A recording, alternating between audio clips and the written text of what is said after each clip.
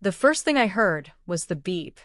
Not loud, not urgent, just steady enough to remind me I was still here. White light pressed against my eyelids. My throat burned. Something hard sat between my teeth.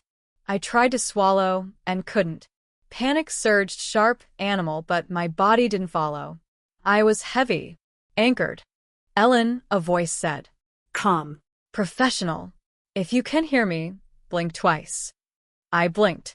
The ceiling came into focus in pieces. Fluorescent panels. A hairline crack. A reflection I didn't recognize. Pale skin. Dark circles. Tubes spidering out of me like I'd been assembled instead of born. ICU. The word landed with weight. A nurse leaned over me, her badge swinging. You've been through emergency surgery. Cardiac trauma. You're stable now. Stable. People loved that word. It sounded safe. It never was. Another woman stepped in behind her. Not scrubs. Blazer. Clipboard. The kind of smile that practiced restraint for a living. Mrs. Hawthorne, she said softly. I just need to confirm a few things for billing and insurance. Billing. In the ICU. My pulse jumped. The monitor answered for me. Beep, beep, beep. Faster now. I'm afraid there's an issue, the woman continued. Your health insurance policy was terminated 3 days ago. Iserte her. Terminated didn't make sense. I paid automatically. I always did. I believed in redundancy, two-factor authentication, backup accounts, contingency plans. Control was safety. Safety was survival. Your husband submitted the withdrawal, she added, eyes flicking to the chart. Signed and processed. My mouth tried to move. Nothing came out. The ventilator hissed. Cold air. Mechanical. Uncaring. The woman hesitated, then set the clipboard down. I'm sorry. I thought you should know. She stepped back. The nurse adjusted my fore. The room felt smaller, like the walls had leaned in. My phone vibrated. Once. The sound was obscene in its normalcy. A text tone. Familiar. Intimate. The nurse glanced at the screen and held it up so I could see. One message. From Dieter. I focused. Forced my eyes to obey. I've filed for divorce. The house and the car are mine. Don't contact me again. Timestamp. 6 hours ago. The room tilted. I tried to shake my head. My neck didn't respond. The monitor screamed now. Someone said my name, sharp, urgent, but it sounded far away, like I was underwater, and they were shouting from shore. Divorce. House. Car. Meaning. I remembered a line I'd once told a junior associate after a brutal negotiation. People don't take what they deserve. They take what you don't protect. I had protected everything. Except him. My phone vibrated again. A photo this time. The nurse hesitated, then turned the screen. Our front door. Or what used to be our front door. New steel locks. A deadbolt I didn't recognize. In the corner of the frame, a moving truck. White. Unmarked. The back open like a mouth. I felt something tear inside my chest that had nothing to do with surgery. Mrs. Hawthorne, the nurse said, already reaching for medication. Your heart rate. I tried to scream. Air scraped uselessly against plastic.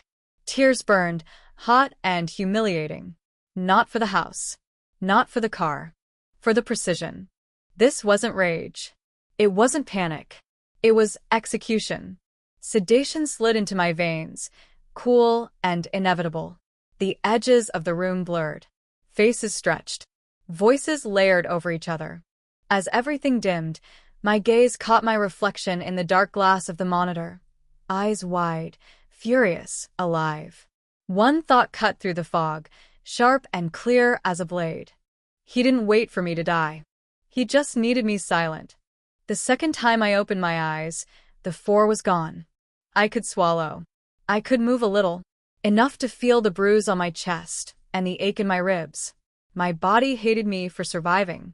So did someone else. There was a man in a gray suit sitting by my bed. Slim tie, clipboard, expression like someone just asked him to euthanize a goldfish. I'm serving you these papers, Mrs. Hawthorne. Divorce finalization packet. Your attorney can respond within 10 days. He placed a thick envelope on the side table. Didn't wait for me to speak. Just walked out. I didn't know his name, but I knew the price of that paper. 10 days. The nurse came in, adjusted my chart, checked vitals. She didn't make eye contact. I waited until she left, then reached for the envelope. My hands shook. Sweat slicked my palms. Page 1. Petition to dissolve marriage. Page 2. Declaration of financial division. Page 3. Power of attorney. My breath stopped. Power of attorney, full medical, financial, and estate control.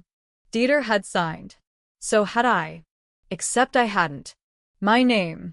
My signature. In ink. With flourishes I'd never use.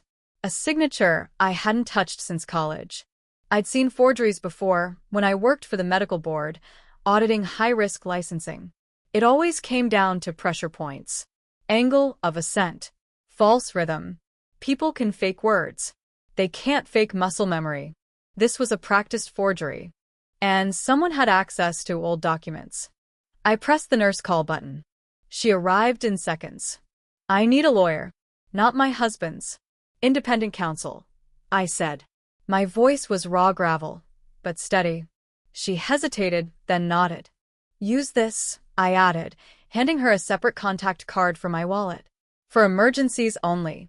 His name was Nolan Abernathy, a forensic accountant turned litigation pitbull. We'd crossed paths before. He owed me. Within 30 minutes, I was speaking to Nolan via secure line on a hospital tablet. Masked number. Two-step encryption. You're lucky, he said. You coded twice. If they hadn't reopened your chest. Focus on the documents. He scanned. Silent. Clicked once. Twice. This isn't divorce. This is asset assassination. What? The power of attorney form is legally viable only if the spouse is declared medically incapacitated. It's timestamped 2 hours before your ICU admission. That means someone knew you were going down before you did. They tried to anticipate it, or they caused it. My hand went cold. Did he know about the LLC? I kept it locked. Different accounts. Different identity markers. Someone cracked it. The filing metadata was accessed by a third party 3 days before the insurance was revoked. IP address masked, but location pings near Excelsior. Dieter's office. My throat burned. Control is just an illusion you rent until someone smarter comes to collect. Can we stop the transfer? There's a legal delay built in. 7 days before assets can be moved beyond joint jurisdiction. But after that, I won't be here in 7 days, I said. Not like this. The line went quiet. Then Nolan said, Do you want the footage? What footage? Hospital garage. Night before your collapse. The screen changed. Grainy. Black and white. 10:42 p.m. My car. Parked. Door ayar. A man stood beside it. Cap pulled low. Leather gloves. A duffel bag in hand. He turned for a split second. The frame froze. Tattoo. A serpent wrapped around his wrist. Not Dieter. Someone else. No record. No hospital check-in. No visitor log. Just 12 minutes of missing video. Then static. Nolan spoke low. Someone edited the footage before it was uploaded to the hospital server. Deliberate. Professional. How many people knew about my income?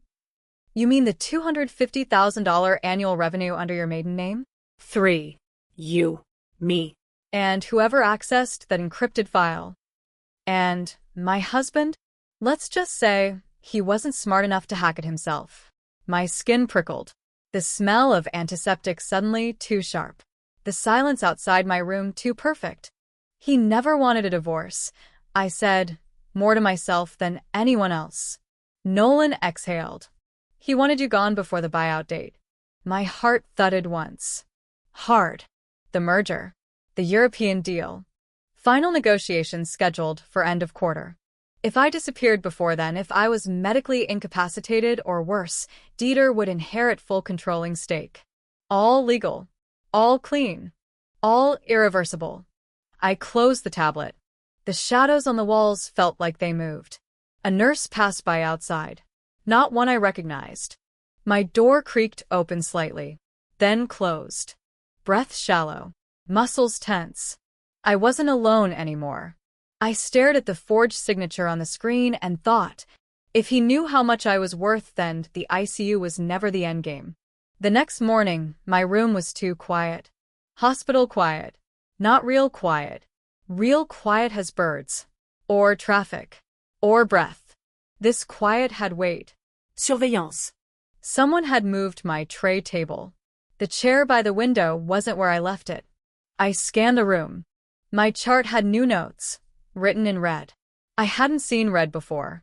And my name bracelet, it was switched. Slightly different font. No barcode. Wrong middle initial. I pressed the call button. Nothing.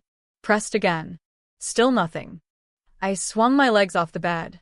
My muscles screamed. Every rib felt like it might crack open. Pain is information.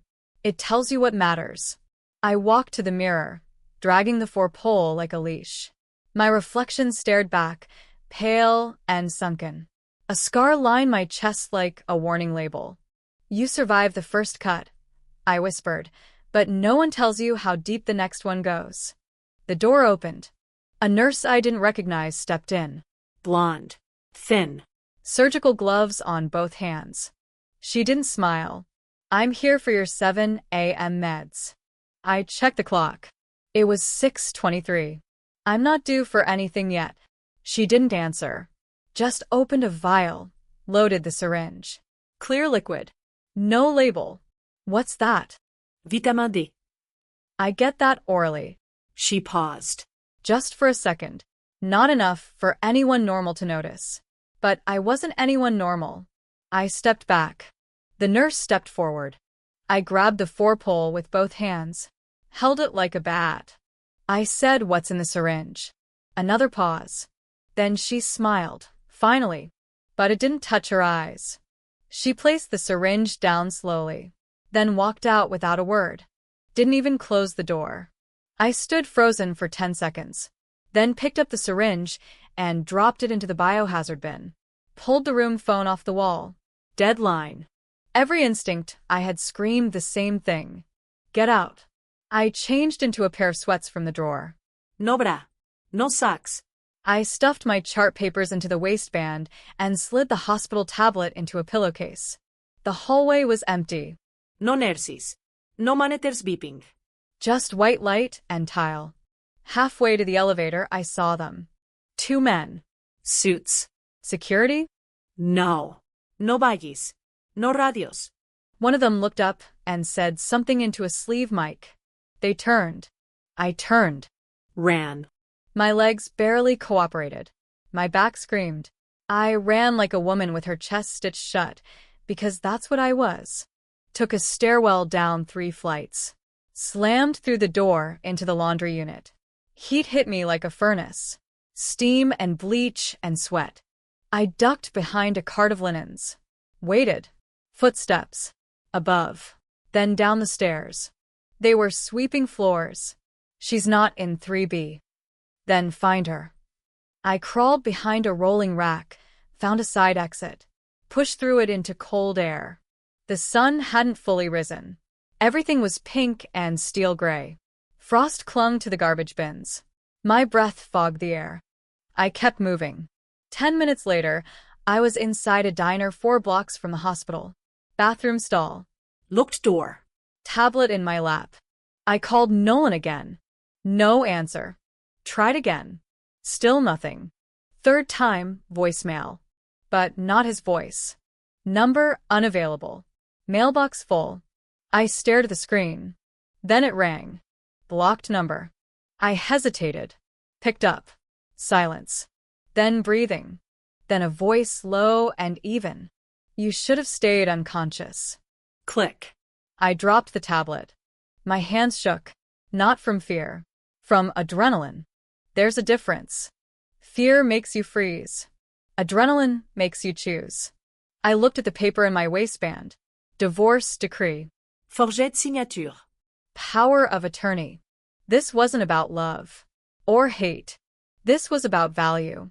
And in their eyes, I was worth more dead than alive. I stepped out of the bathroom. The cook glanced up, then looked away. His hands moved too fast. Knife. Onion. Repeat. No sound from the TV. No music overhead. Just the soft buzz of something waiting. I reached for my phone. Typed one word. Mars? No last name. Just a contact. I hit send. Because if anyone knew where the body was buried, it was the woman who helped me hide the shovels. Ellen pressed the call button with shaking fingers, knowing one thing for sure. The safest place in the building was no longer the hospital. It took Mars 7 minutes to respond. Meet me at 5th and University. Parking lot C. Don't bring anyone. I didn't answer. Just grabbed the last of the cash I stashed inside the tablet case, shoved it into my jacket, and left the diner through the back exit. Skies still dark. Air sharp with that December bite. My breath fogged as I walked fast, hood up, head down. Something moved in my peripheral. A car. Black. Idle. Windows fogged. I didn't stop. You only look behind you when you're ready to run. Lot C was almost empty. One broken security light blinked overhead, buzzing like a dying wasp. Mars waited near a silver hatchback, hooded. Pale. Same leather gloves I remembered from our long nights drafting NDAs over boxed pad thai. Get in, she said. I got in. She pulled out fast. No hello. No smile. Just tension, thick as steel wire. You're lucky, Mars said finally. Dieter doesn't make second mistakes. Just bigger ones. I need to know who else is in this. More than you think. We drove in silence until we reached her place, North St. Paul. A narrow duplex wedged between two boarded-up houses. Bars on the windows. Paint peeling like dry skin. Inside, it smelled like rust and cinnamon. Mars double-locked the door, pulled the blinds, then opened a drawer and handed me a flash drive. Watch this. I plugged it into her laptop. No password. Just a single file named Not Dead Yet. Video. Grainy. Angle high. Looked like it was shot from a motion detector camera outside my house. Timestamp. 2 nights before I collapsed. Dieter stood on the porch, talking to a man. Broad shoulders. Black jacket. Tattoo on his neck. A serpent. Same man from the hospital garage footage. He's not random, Mars said. Name's Caleb Lennox. Ex-private security. Dishonorably discharged. Known for cleaning problems. Off the books. Why was Dieter talking to him? You know why. I closed the laptop. He was prepping for the ICU. Mars no dead. And something else. She walked to a cabinet. Unlocked it. Pulled out a hard copy folder. Stamped confidential in red. Inside, a legal contract. Title: Ownership Transition Agreement, Black Cedar MedTech LLC. Effective date: next quarter. It had my name. My forged signature. Dieter's real one. And therein Locke's initials in the margins. He didn't just want your assets, Ellen, Mars said. He wanted your company clean. No contest. No scandal. And he needed me out of the picture. Mars stared at me, her voice low. He wanted you dead. I sat there, jaw clenched so tight, I thought I might crack a molar. It was almost perfect. The timeline. The slow insurance shutdown. The forged POA. The hospital setup. Every move designed not to kill me fast, but to let me die just slowly enough that no one asked questions. Some people steal cars, I muttered. Others steal graves. We planned fast. Mars had burner phones. Cash. Fake IDs. I had one thing left. My signature. If I could prove it was forged legally, then everything Dieter built on it would collapse. But we needed more. Evidence. A real signature trail. Something filed before the POA switch. Something physical. Something he couldn't alter. Mars exhaled. There's one place. Where? Locke and Gustafson. His mother's firm. It's where the originals are kept. They don't digitize contracts over a certain value. Too risky. You think the real signature's there? Unless Theron burned it. Then we find out. Mars looked at me, jaw twitching. This won't be easy. Nothing worth surviving ever is. We waited until midnight. I changed into black cargo pants, boots, and a windbreaker. No jewelry. Hair tied tight. Gloves on. Mars drove. I navigated. We parked 2 blocks away. Security cams around the perimeter, lazy angles, blind spots. We'd studied them. Twice. The law office sat at the top of a 5-floor building off Nicolette. All glass and stone. Expensive. Arrogant. We slipped through the rear stairwell. Mars picked the side door lock in 9 seconds flat. Inside was colder. Dead quiet. Fluorescent lights buzzed above rows of dark offices. The hum of modern ambition. We reached Theron's office. Mars tried the door. Locked. She pulled a mini crowbar from her boot. Inserted. Twisted. Click. We were in. The air smelled like cedar and toner. I scanned the room. No alarms. No red lights. Just stacks of file boxes. Shelves. A large black safe behind a landscape painting. Mars worked on the keypad. I searched the desk. Nothing. Until. Drawer 3. Bottom file. A printout. Email confirmation. Sent from Theron's account. To Caleb Lennox. Subject. Confirmed access. She won't make it past Thursday. Mars froze when I showed it to her. The timestamp. 2 days before my collapse. My chest burned. That's conspiracy, I said. That's attempted murder. Mars no dead. But her face had gone pale. She turned the email printout over. On the back, handwritten notes. 3 names. EH. TL. CL. Check marks next to 2. The third, mine, was still blank. That man wasn't here for divorce or money, Mars whispered. He was here to erase you. We didn't take the elevator. Mars said elevators remember too much. Stairs. Always stairs. The stairwell smelled like bleach and old rain. Each step echoed like a bad decision. My chest protested. Sharp. Tight. I counted breaths. 4 in. 6 out. Control what you can. Ignore the rest. By the 3rd floor, my legs shook. Still with me? Mars whispered. Pain means I'm alive, I said. And alive means unfinished. She cracked a smile that didn't reach her eyes. We reached the landing. A door marked Locke and Gustafson LLP. After hours access. Red light. Card reader. Mars swiped. Green. Inside, the office hummed with money. Carpet too thick. Walls too quiet. The kind of silence that assumes immunity. Cut scene. We moved. Reception desk. Dark. Conference room glass reflecting our shapes back at us. 2 ghosts in borrowed clothes. I paused at the wall of framed verdicts. Names. Dates. Wins. Losses disguised as strategy. A line I'd heard once floated up. Power doesn't shout. It whispers and lets others repeat it. Theron's office was at the end of the hall. Corner. Of course it was. Locked. Mars pulled a slim case from her bag. Picks. Torque wrench. 10 seconds. Click. We were in. The air smelled like cedar and citrus cleaner. Desk immaculate. No clutter. Control freaks hate mess. It leaves fingerprints. I went for the safe.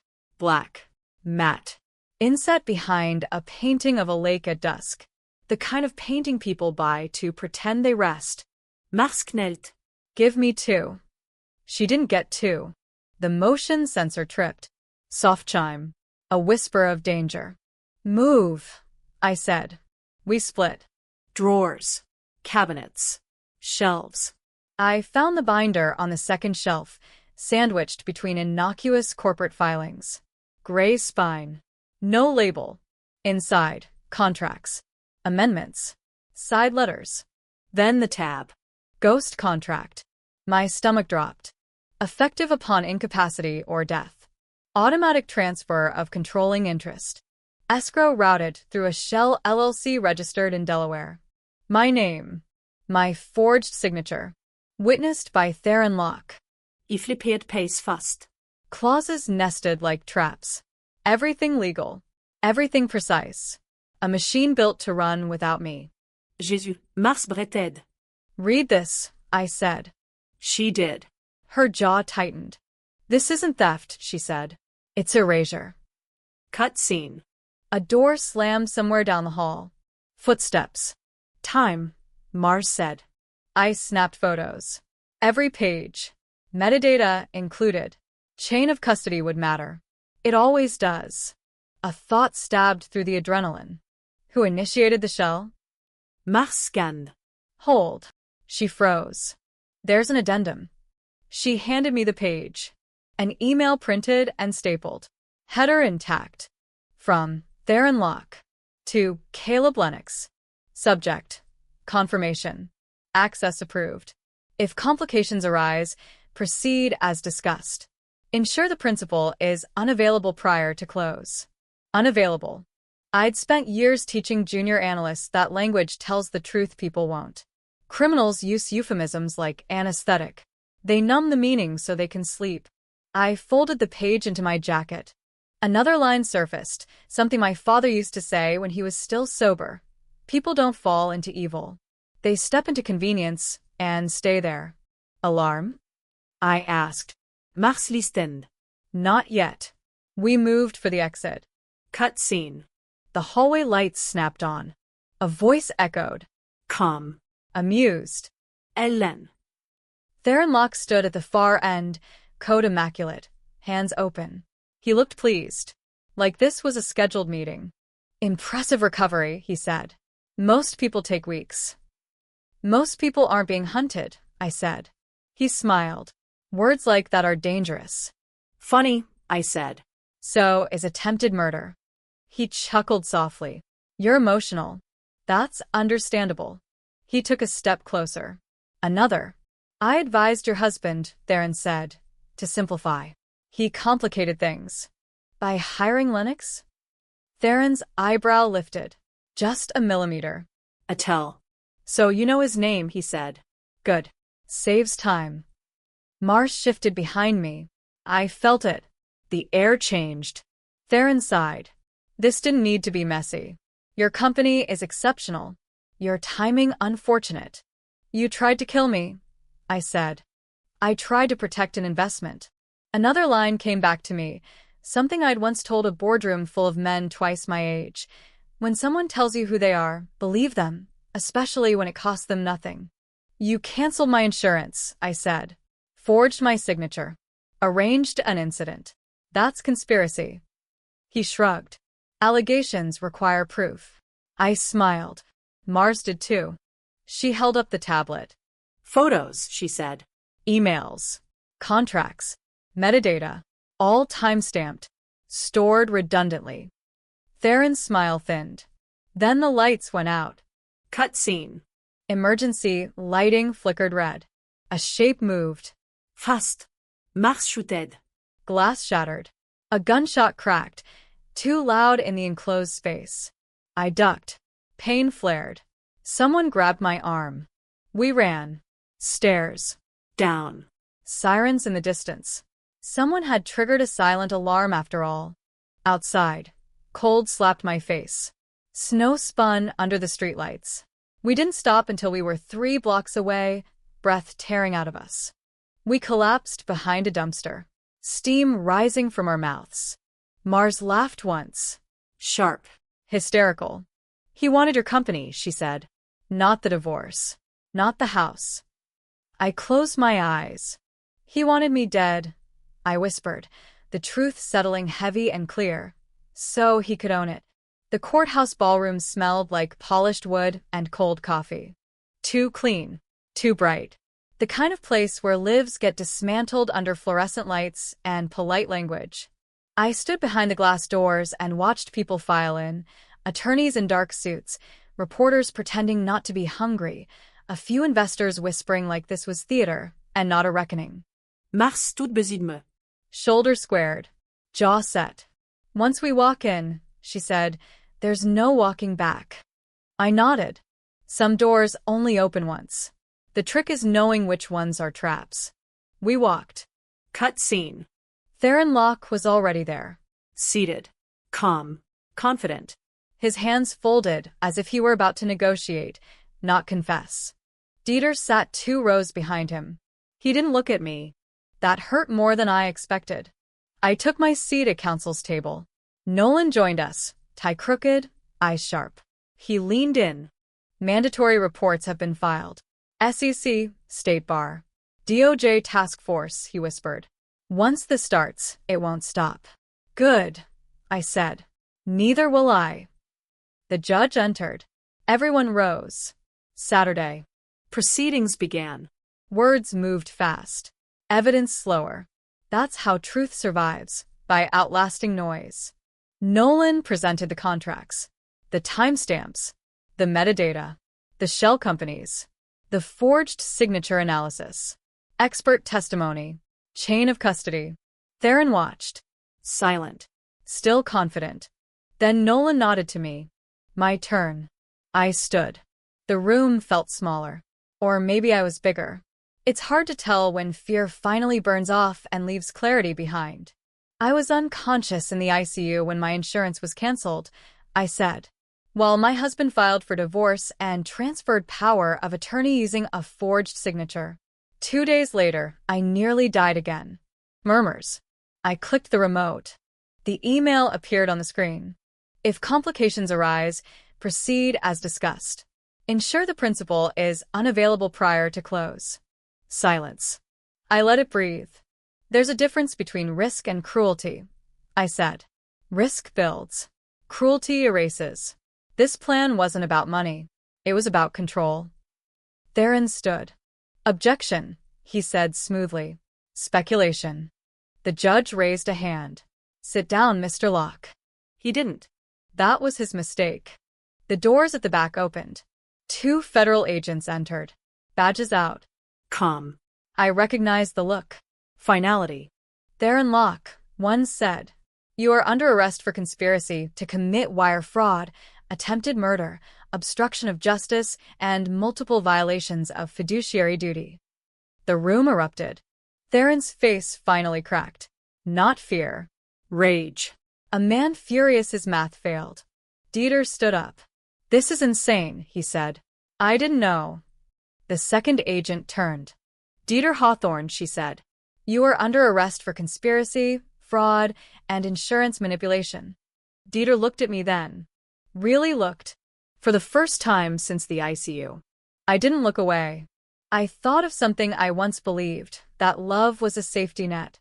That marriage meant shared gravity. Turns out gravity only works if both people stand on the same ground. They led him away. Cameras flashed. Mars exhaled, long and slow. Cut scene.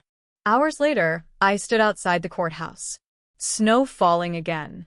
Soft. Clean. Like the city was trying to forget what it had just witnessed. Nolan handed me a folder. Your company's assets are frozen for now, he said. But control is back with you. The board voted unanimously. Unanimously? I asked. He smiled. Fear clarifies loyalty. I nodded.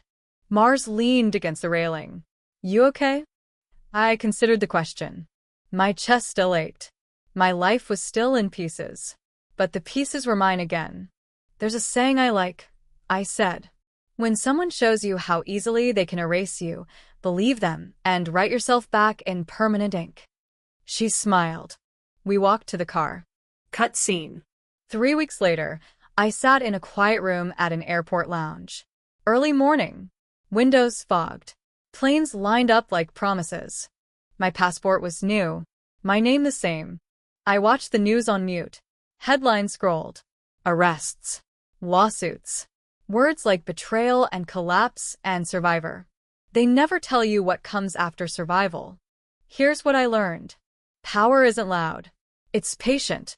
Love isn't sacrifice. It's protection. And silence only works if it's chosen, not enforced. I closed my laptop, stood, picked up my bag. As I walked toward the gate, I felt it, the strange, steady calm of someone who knows the danger has passed, but the lesson remains. They erased everything I had. So I built something they'll never touch. Myself.